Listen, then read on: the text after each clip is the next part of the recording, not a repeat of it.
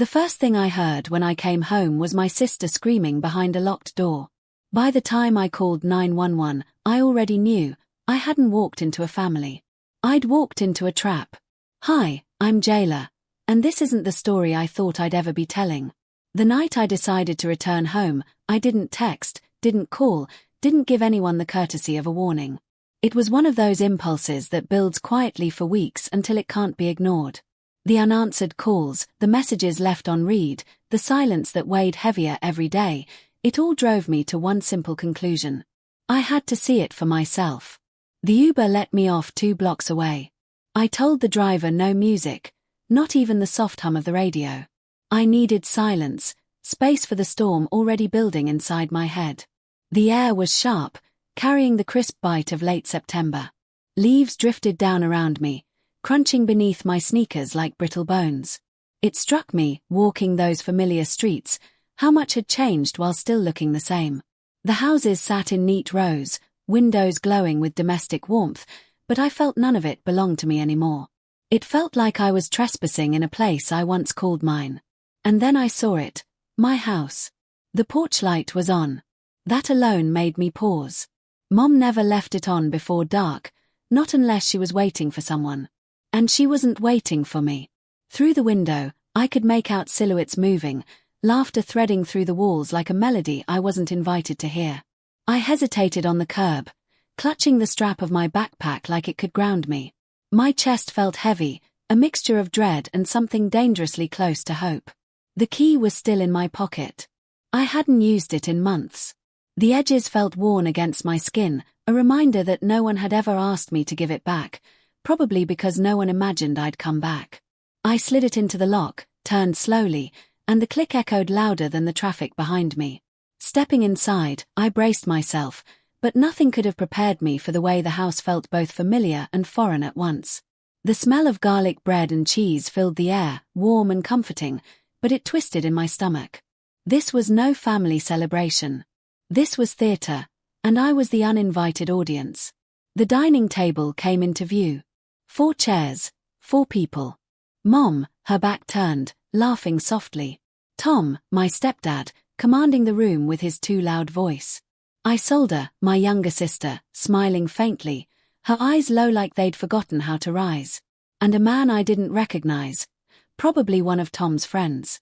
They were in sync, passing jokes and stories like a script rehearsed without me. Not one of them noticed me at first. Not until my bag thudded to the floor. Mom turned then, startled, but not with joy. Not even with relief. Her expression was caught between annoyance and confusion, like I'd disrupted something carefully arranged. Jayla, we didn't think you'd come tonight, she said. Her tone was flat, her hand tightening on her glass as if holding on to normalcy. I looked at the table, 4 plates, 4 glasses, 4 chairs. Not a fifth. Not even a folded napkin waiting. The heat rose in my cheeks. I'll eat later, I muttered, too quickly, too defensively. Tom flashed that smile of his, the one slick as oil. We can grab a stool, sweetheart. It's no big deal. I shook my head. I couldn't stand another second in that doorway. I moved to the kitchen, opened the fridge like I was looking for something, anything. But it wasn't food I wanted. It was escape. From behind me, I heard Mom whisper something to Tom. He chuckled, low and easy, like it was natural. She always had a flair for timing. The words hit harder than I wanted to admit. My own home, and I was reduced to a joke whispered behind my back. Later, upstairs, I opened the door to what used to be my room. It didn't feel like mine anymore. The purple curtains I'd picked out as a teenager were gone, replaced by beige drapes. The posters and photos had vanished, leaving blank walls. The closet was stuffed with storage bins, a treadmill folded against the wall. It was sterile, unrecognizable. Like I'd been scrubbed out of the house entirely. And yet, on the shelf, I found one thing, my necklace. The one I'd made for Isolde last year. I remembered choosing each bead, the small silver charm stamped with sisters always. Except at dinner, I'd heard her thank Tom for it. He'd either taken the credit or regifted it. I didn't know which was worse. I set it back where I found it. Because what was the point? No one would believe me. No one cared. That night, I couldn't sleep. The bed smelled different, the walls felt closer, and the silence pressed heavy against my chest. I lay awake staring at the ceiling fan turning slow circles above me, the only thing in the house that hadn't been stripped or changed. Every creak of the floorboards, every hum of the dishwasher downstairs made me flinch. It wasn't just homesickness. It was something sharper. Something I couldn't name yet but could feel, gnawing at the edges of me. I decided to check on Isolde. Her light was still on, faint beneath her door. I knocked softly. No answer. The door creaked open just slightly, enough for me to see her sitting at her dresser, ponytail falling loose as she rubbed lotion into her hands. Her eyes flicked up when she noticed me, then quickly down again. "Hey," I said carefully, keeping my tone light. "You okay?" She nodded too quickly. "Just tired." Her voice was flat, rehearsed, like she'd been saying the same line over and over to anyone who asked. I didn't buy it. "You sure?" I pressed. "Last year, you texted me all the time. Now I'm back, and it's like you're not even here." Her arms crossed over her stomach, her body folding inward. "It's been a long day, Jay," she said softly. She only called me Jay when she wanted to cut off conversation. The message was clear: drop it. Before I could say more, heavy footsteps approached. Tom. He rounded the corner holding a mug, wearing the same half-smile he always wore, like everything was just a little joke he was in on and you weren't. "Girls, everything all right up here?" His tone was light, but his eyes lingered. He rested a hand on Isolde's shoulder. Casual, easy. Too easy. She stiffened under his touch, just for a second, but it was enough for me to see. "Chit-chat later," he added smoothly. "Isolde needs to help me review some student essays." She didn't argue. Didn't look at me. Just let herself be led away, like a puppet. I stood frozen in the hallway, the weight of it pressing into me like ice water. Back in my room, I couldn't shake the image. Her flinch. Her silence. The memory of finding her crying in the laundry room a year ago. Eyes red, words clipped. "You always get to leave." Back then, Tom had convinced Mom I needed structure, that I was acting out. Within a week, I'd been shipped off to boarding school. Now I wondered, had I been sent away because I'd asked the wrong question? Because I'd noticed too much? 2 nights later, it happened. I woke again to that gnawing silence. The fan spun lazily above me, its rhythm too steady against the pounding of my heart. And then I heard it, a noise sharp and human, muffled but unmistakable. I sat up, straining to listen. A moment later came the sound that shattered everything, a scream. Not loud, not cinematic, but guttural, raw, the kind you choke down even as it rips through you. I bolted out of bed. Isolde's door was closed, locked, light flickering beneath it. I banged my fists against the wood. "Isolde. It's me." No answer. I turned the knob, rattled it hard. Still locked. "Open the door, Tom." I shouted, my voice cracking. A thud hit the wall. Then muffled crying. My stomach twisted. I grabbed my phone, fingers trembling so badly I hit the wrong buttons twice before finally pressing 911. The operator's voice was calm. "What's your emergency?" "My name is Jayla Maddox," I gasped. "I think my sister's being hurt by my stepdad. Please, send someone now." "Address, I gave it. My hand shook so badly I almost dropped the phone. "Is anyone in immediate danger?" "Yes. Please, hurry." The sirens came faint at first, then louder, closer, slicing through the night. I didn't leave the door. I pressed my ear against it, trying to hear anything, everything. Then silence. Silence so heavy it mocked me. I stayed there, fists clenched, until the front door opened downstairs. Voices called out. Footsteps rushed up the stairs. The door swung open. Tom stood there, calm, composed, shirt tucked in, hair slightly mussed but not suspiciously so. His expression was one of mild concern, like he was the one inconvenienced by all this. Everything okay, sweetie? He asked smoothly, as though I were the hysterical one. Behind him, Isolde sat on the floor, knees pulled to her chest, face blotchy, sweater torn at the neckline. She didn't move. Didn't speak. 2 officers pushed past Tom. One knelt beside her.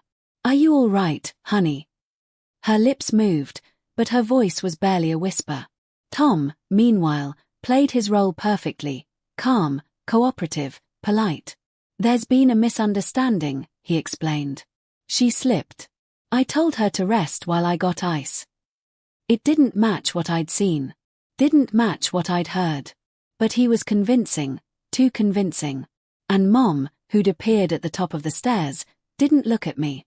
She just crossed her arms, silent, as though I'd brought shame into her home. The night after the police came, I barely slept.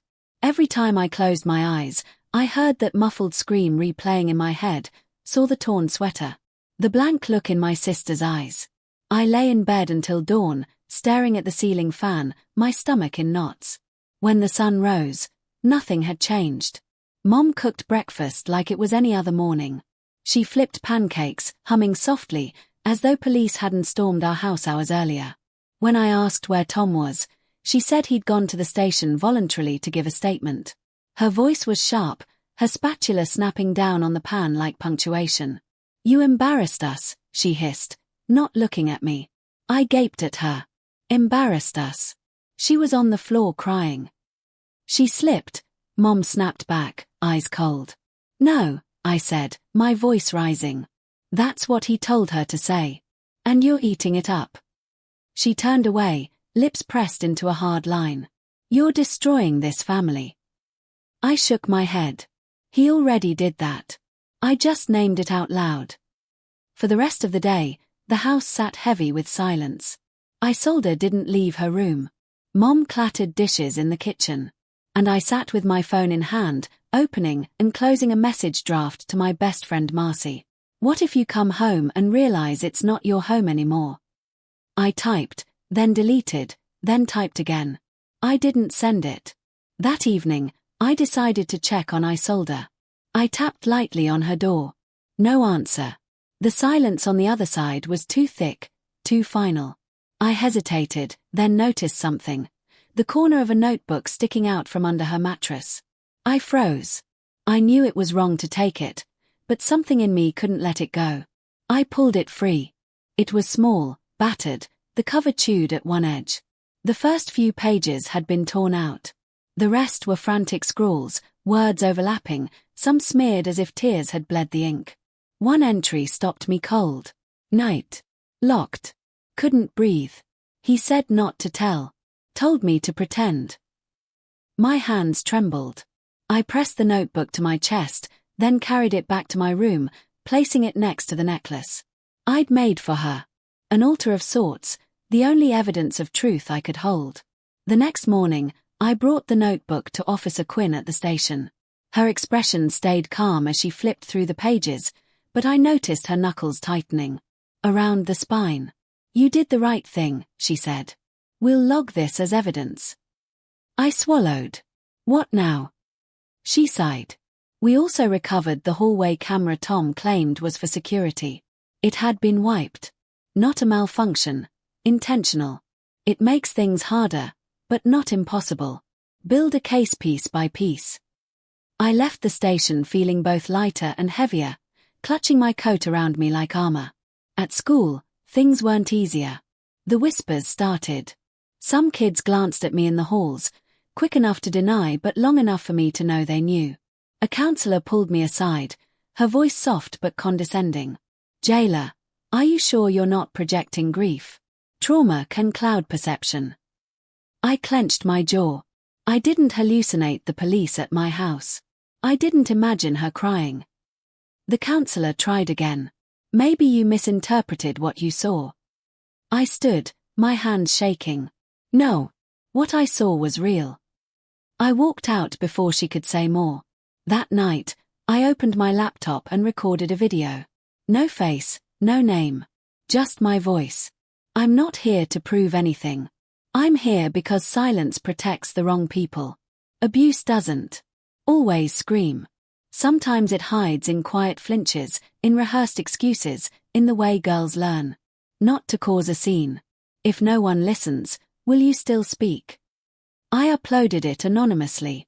When I checked in the morning, it had 50 views. By evening, 300. By the weekend, over 1,000. The comments came slowly at first. My sister went through this too. I didn't say anything when I should have. I believe you. Each one was like a crack in the wall Tom had built. And then came the comment that made my blood run cold. He's done this before. Oakridge Middle, 2015. That comment haunted me. Oakridge Middle, 2015. It played on a loop in my head, louder than any whisper I'd ever heard in my school hallways. That night, I didn't sleep. I sat cross-legged on my bed, laptop glowing, my heart pounding with the kind of dread that feels like clarity. If Tom had a history, if this wasn't just happening to us, then silence had been protecting him for years. And I couldn't let it continue. I started digging. Oakridge Middle had a small digital footprint, old newsletters, staff accolades, PTA minutes posted to forgotten corners of the district's website. I combed through everything. In a November 2015 bulletin, buried under staff transitions, I found it. Mr. Tom Maddox will be departing Oakridge Middle to pursue new opportunities closer to home. We thank him for his service. Polite. Sterile. Empty. But the timing was suspicious. I searched further, parent forums, archived Reddit threads, even the school's Yelp page. And there it was, plain as day, a comment dated just days before that bulletin. My daughter feels uncomfortable around her science teacher. Says he makes weird jokes and stands too close. Not sure what to do. He's so well liked. Another thread followed weeks later. Teacher gone. No investigation. Just gone. Nobody wants to say why. My fists clenched as I read. It wasn't just us. He had left before. Quietly. Conveniently. The next morning, I opened my email to find a message from a name I didn't recognize. Caden Rowe. The subject line read, I should have said something. Inside, I was at Oakridge in 2015. I was one of Tom's tutoring kids. I saw your sister once. Crying in the hall after meeting with him. I didn't ask. I didn't want to get involved. That silence helped him. I won't be silent again. I stared at the words until they blurred. I wrote back immediately. When we spoke, his voice was hesitant but steady. He told me about the way Tom had complimented girls on their mature posture, the way he let his hand linger on a shoulder, the way he told jokes that only landed as wrong once you looked back. Back then, I thought if no one else was saying anything, maybe I was imagining it, Caden admitted. Now I know that's what he counts on. That night at dinner, I tried to bring it up with Mom. I found something, I said carefully, pushing my plate away untouched. About Oakridge Middle. Back in 2015. Her fork froze mid-air. You've been snooping again. I'm not snooping. I'm connecting dots you don't want to see. She slammed her fork down, the clatter echoing through the kitchen. You are digging for drama, jailer. You don't care about this family. You never have. You just want to burn everything down. I stood slowly, my chair scraping. No. I care. That's why I'm doing what you should have done, protecting her. Her mouth opened like she wanted to argue, but no words came. She looked at me, eyes glassy, then turned away. Behind me, Tom's voice slid into the room, smooth as always. You're making enemies you can't see, he said. I didn't flinch. I didn't even look at him.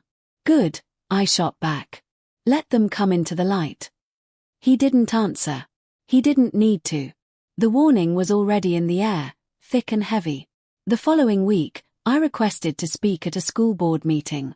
They were hosting it virtually, streaming for the community. I told them I had information about a former educator now working in our district. They granted me 5 minutes. I spent the day preparing, not with a script, but with evidence. Screenshots of parent forum posts. Caden's statement. The Oakridge Bulletin. When the meeting began, my palms were sweaty but my voice was steady. "My name is Jayla Maddox," I said, looking straight into the camera. "I'm a student at Fort Collins High, and I need to tell you about a man who should not be near children." I laid out the facts, one by one. I was 3 minutes in, just reaching the Oak Ridge threads, when my screen froze. The video blinked to black. I checked the YouTube stream on my phone, video unavailable. My connection dropped. Texts lit up my phone. Did it cut out? "Jayla, what happened?" My stomach sank. It wasn't an accident. Someone didn't want me heard. 10 minutes later, Officer Quinn called. "I saw what happened. Your stream was tampered with." My breath caught. "By who?" "We don't know yet," she said.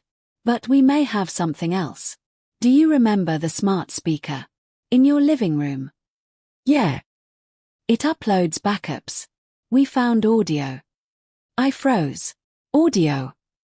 Yes. "One clip. Not everything, but enough."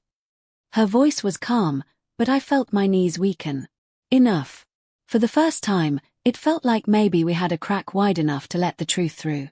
The morning of the hearing arrived grey and heavy, the kind of sky that felt like a warning. Officer Quinn drove us to the courthouse. I sat in the back beside Isolde, her hands clenched in her lap, her eyes fixed on the blur of buildings outside the window. Neither of us spoke. Neither of us needed to. The silence between us was thick with what we both knew.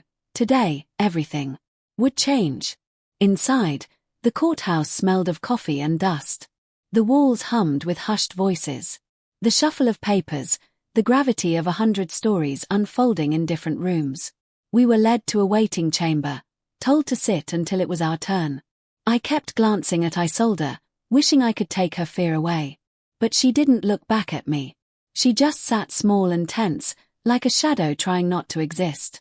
When the bailiff finally opened the door and called our names, my pulse quickened. Walking into that courtroom, I half expected to feel sick, but instead, I felt something harder. Sharper. Not fear. Clarity.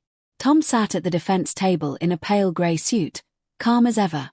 When his eyes met mine, he smiled, that same smug smirk he'd worn the first day he stepped into our lives.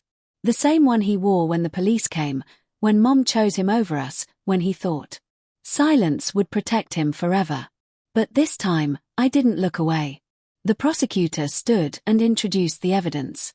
Officer Quinn walked to the bench and handed over a file, then nodded to the bailiff. A small speaker was placed on the judge's desk. When the audio began, the room went still. First came muffled movement, shuffling, a creak of furniture, a dull thud. Then his voice, deep and sharp, "You'll shut your mouth if you know what's good for you."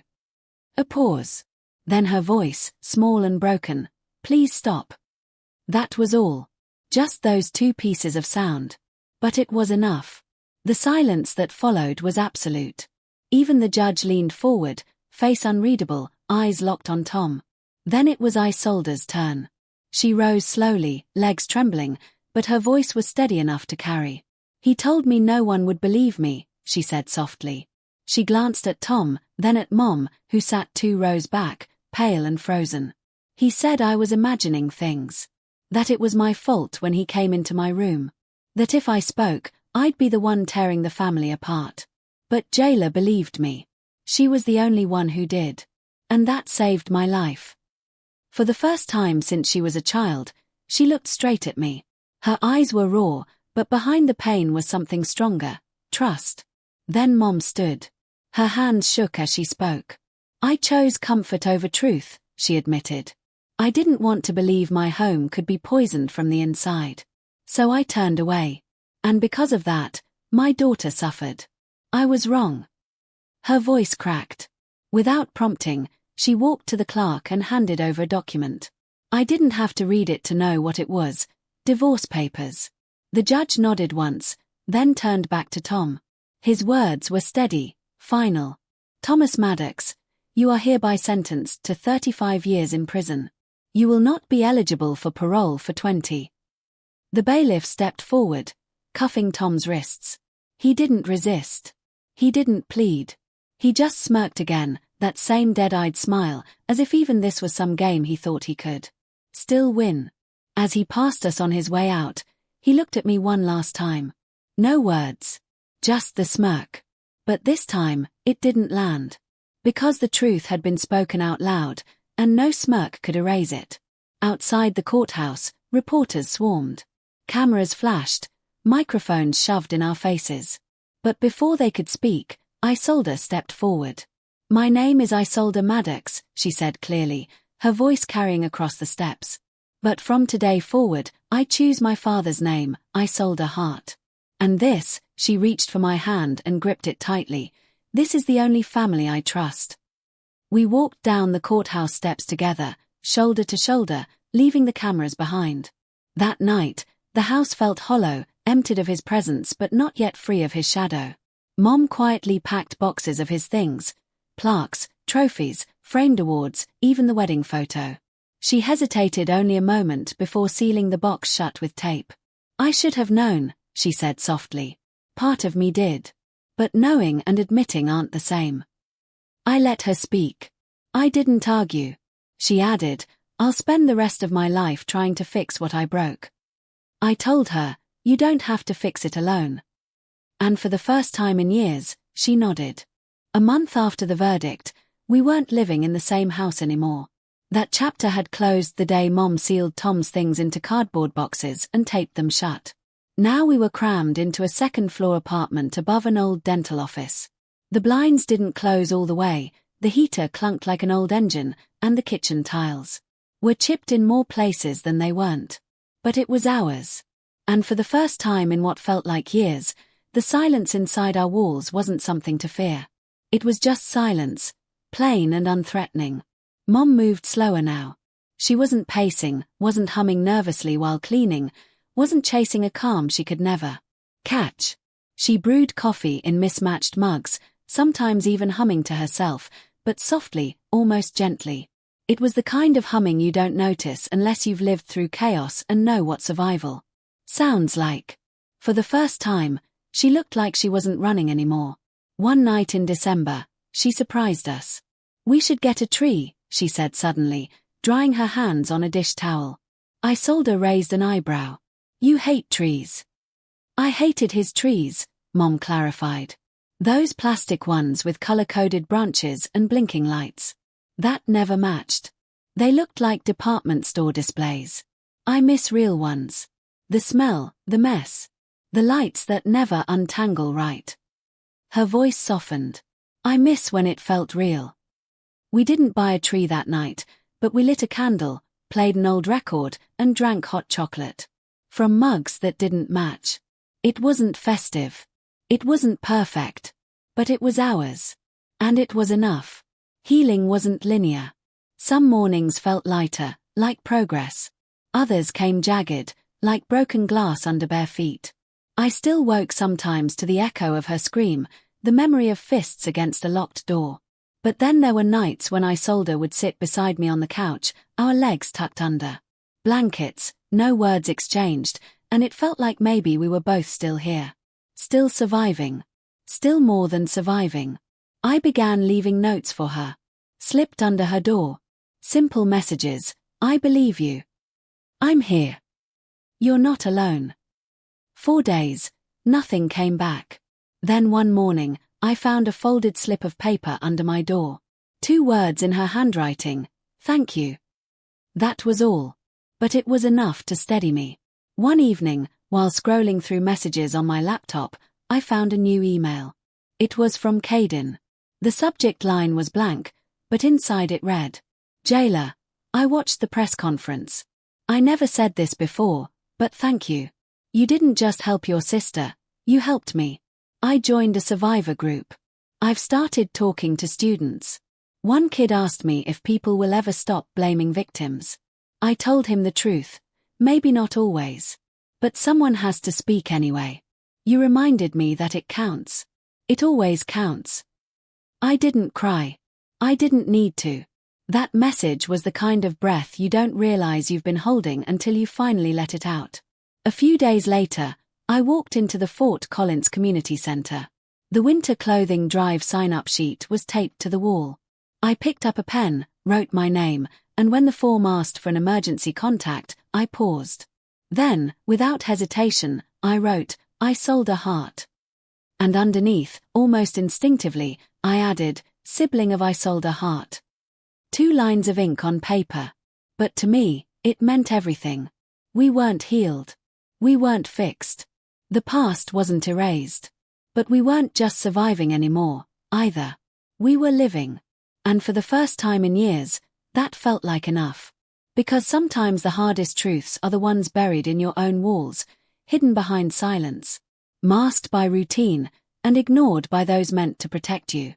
But naming those truths, speaking them out loud, is what breaks the silence. And sometimes, that's what saves a life.